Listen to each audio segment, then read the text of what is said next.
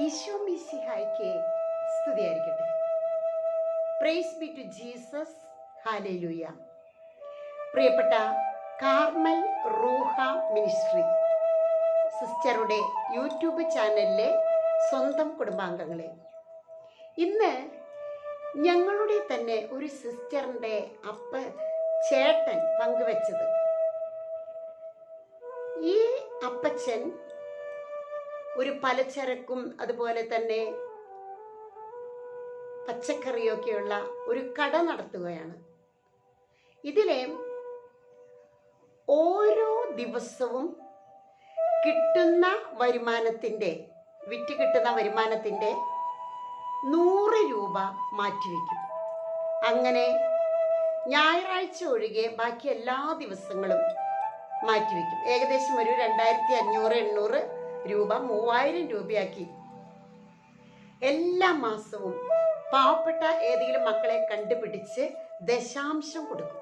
അത് വളരെ ചെറുപ്പത്തിലെ ഈ അപ്പച്ചൻ്റെ സിസ്റ്റിൻ്റെ ഈ ചേട്ടൻ്റെ ഒരു പതിവായിരുന്നു. ദശാംശം കൊടുക്കുക. അത്ര വലിയ പൈസക്കാരൊന്നല്ല എങ്കിൽ പോലും ഈ പലചരക്കും പച്ചക്കറി കട നടത്തുന്ന അതിൽ നിന്ന് ദിവസവും കിട്ടുന്ന രാത്രിയാകുമ്പോൾ 100 രൂപ അതിൽ നിന്ന് മാറ്റിവെക്കും. എത്ര കുറവ് കിട്ടിയാലും കൂടുതൽ കിട്ടിയാലും അങ്ങനെ 30 ദിവസം കഴിയുമ്പോൾ ഒരു 3000 രൂപ അപ്പച്ചൻ്റെ കയ്യിലുണ്ടാവും. അത് ഏതെങ്കിലും ആ നാട്ടിലെ തന്നെ പാവങ്ങളെ കണ്ടുപിടിച്ച് ഇങ്ങനെ ദശാംശം കൊടുക്കുക എന്നത് ഈ അപ്പച്ചൻ ഒരു പതിവാക്കി തീർത്തു. അതുകൊണ്ട് തന്നെ ഇന്ന് വളർന്നു വന്നപ്പോഴും മക്കൾ വളർന്നപ്പോഴൊക്കെ അപ്പച്ചനെ ആ ദേശത്തെ വലിയൊരു ദൈവഭക്തനും അതുപോലെ വിശുദ്ധമായൊരു ജീവിതം, വിശ്വാസ ജീവിതം, കൗദാശി ജീവിതം നയിക്കുന്ന ഒരു ആത്മീയ മനുഷ്യൻ എന്ന ഒരു വലിയ തലത്തിലേക്ക് ഈ അപ്പച്ചൻ ഉയർന്നു കഴിഞ്ഞു.